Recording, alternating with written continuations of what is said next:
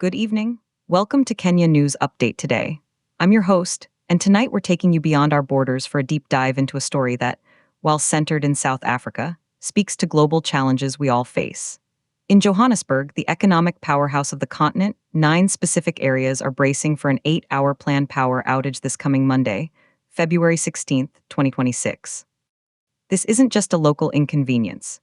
It's a window into the complex, interconnected world of energy, infrastructure, and the global competition for the resources that power our modern lives. Over the next 12 minutes, we'll explore this outage from multiple angles: the immediate impact on Johannesburg's residents, the historical and economic context of the city itself, and how this local event connects to a much larger and often dangerous global scramble. We'll present different perspectives on whether such planned outages are a necessary evil of maintenance or a symptom of deeper systemic failures, and we'll connect the dots all the way to geopolitical tensions and the human cost of resource extraction. Let's begin with the facts on the ground. City Power Johannesburg, the municipal electricity utility, has made the announcement. On Monday, from 8 a.m. to 4 p.m., a planned 8-hour outage will affect 9 areas. The utility cites essential maintenance on the electricity network as the reason. For the residents and businesses in those 9 zones, Monday means planning around a day without power. It means refrigerators going off, businesses potentially closing, remote work becoming impossible, and a general pause in the rhythm of daily life. Now, to an outsider, an 8-hour outage might seem severe. But within the context of South Africa's ongoing energy challenges, often referred to as load shedding, a planned, communicated 8-hour window can sometimes be seen as preferable to unpredictable, rolling blackouts. This brings us to our first key debate perspective. Is this planned outage a responsible act of necessary infrastructure stewardship, or is it an admission of a grid so fragile it requires these disruptive interventions? Proponents of the planned outage argue this is exactly what a responsible utility should do. Proactive maintenance prevents larger catastrophic failures.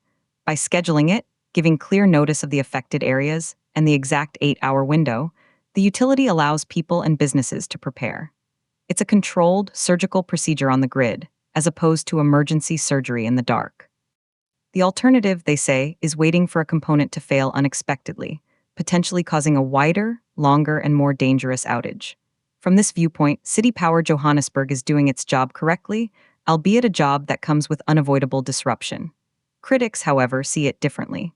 They argue that a world-class city, a financial hub of its continent, should not have to schedule 8-hour blackouts for basic maintenance. They point to the economic cost: lost productivity, spoiled goods, and disrupted services. For them, this outage is not a sign of good management, but a symptom of chronic underinvestment, aging infrastructure, and a failure to build a resilient, redundant energy system that can handle maintenance without plunging entire neighborhoods into darkness. This planned outage, they contend, is a band-aid on a systemic wound. The debate is clear: necessary medicine or a sign of chronic illness. To fully understand the significance of Johannesburg grappling with power, we need to understand the city itself. This isn't just any city. With a metropolitan population pushing toward 5.6 million people, it is the most populous urban area in South Africa. It is the provincial capital of Gauteng, the nation's wealthiest province, and it serves as the country's primary financial and industrial heart. Its very nickname, the City of Gold, points to its origin story.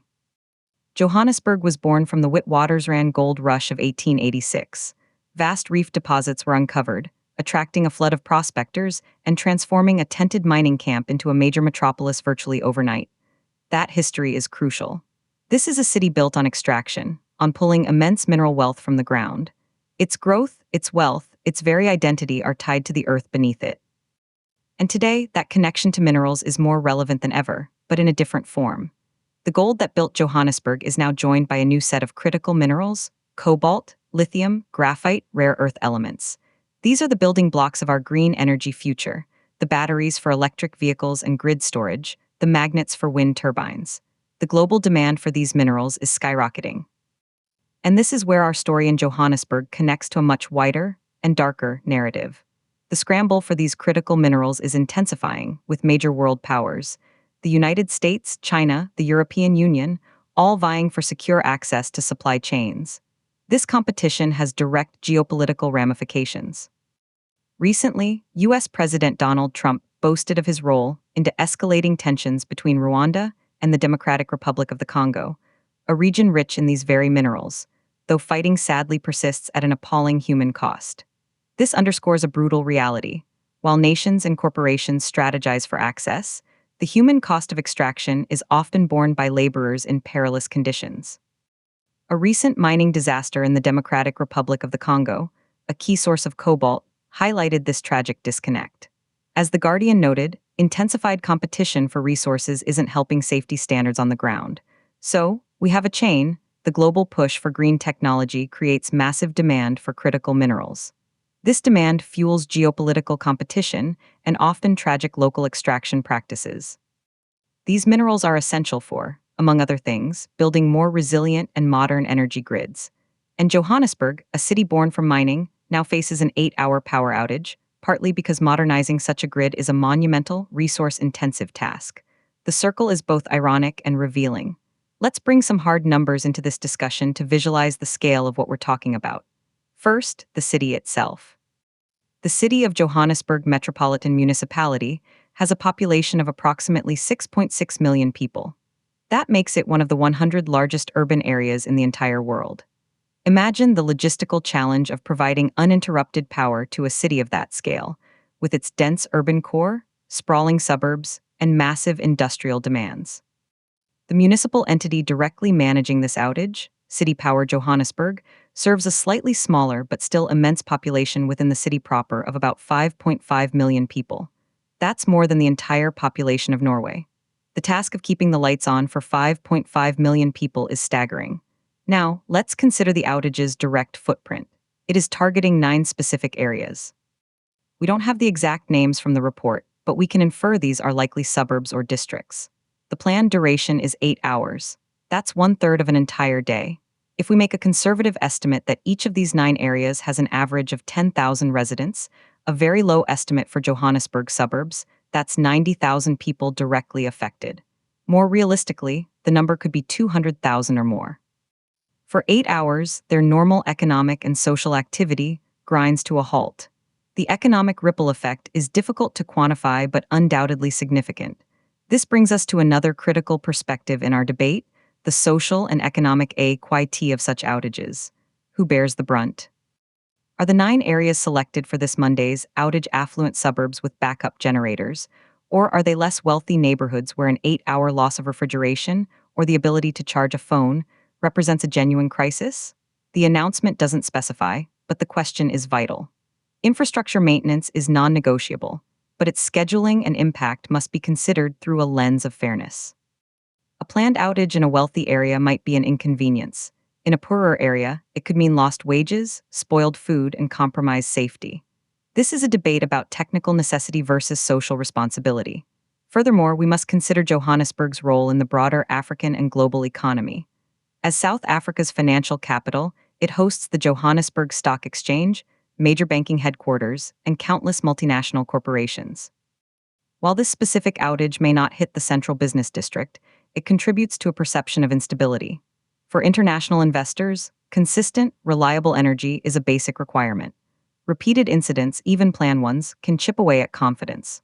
So, from this perspective, the 8-hour outage isn't just a local issue. It's a micro-event in the macro story of South Africa's economic competitiveness and Africa's integration into the global economy. The debate here is between viewing the grid as a municipal utility issue and viewing it as a foundational component of national economic security. Let's pivot to the technological and future-facing debate. What is the long-term solution for Johannesburg and cities like it worldwide? Is the answer simply more and better maintenance of the existing centralized grid?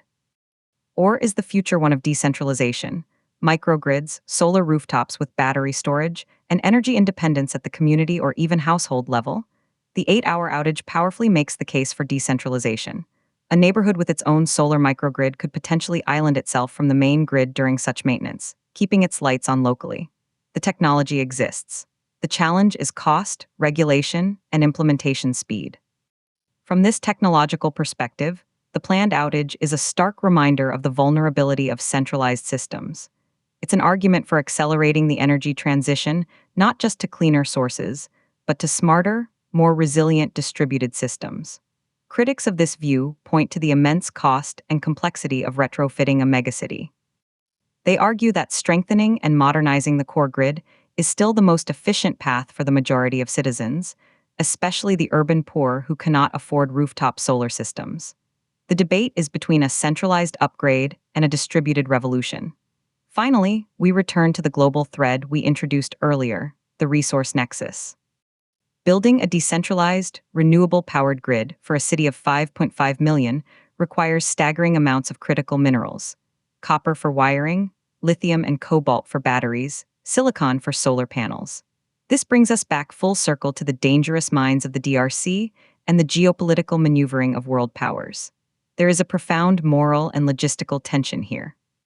The very minerals needed to build a resilient, green energy future that avoids outages are extracted in ways that can be environmentally destructive and humanly exploitative. The energy transition is not happening in a vacuum. It is fueling a new resource race. So, when we report on an 8-hour power outage in 9 areas of Johannesburg, we are, in fact, pulling on a thread that connects local municipal planning to global commodity markets, from the control rooms of city power to the diplomatic offices where access to mines is negotiated, and to the perilous tunnels where miners work. The outage is a localized event with multidimensional roots. In conclusion, the scheduled power cut in Johannesburg is more than a news brief. It is a case study. It forces debates on infrastructure investment versus social equity, centralized control versus distributed resilience, and local service delivery versus global resource politics. It reminds us that in our interconnected world, the flip of a switch in a South African suburb is connected to international supply chains, geopolitical strategy, and the urgent, costly pursuit of a sustainable energy future. For the residents of those 9 areas, Monday will be a long day. For analysts and policymakers, it should be a catalyst for harder questions and more ambitious solutions. The City of Gold, like so many cities around the world, is searching for a reliable spark in a complex global circuit. This has been our deep dive on Kenya News Update today. Remember to subscribe for more insightful analysis of the stories shaping our world. Subscribe to Kenya News Update today.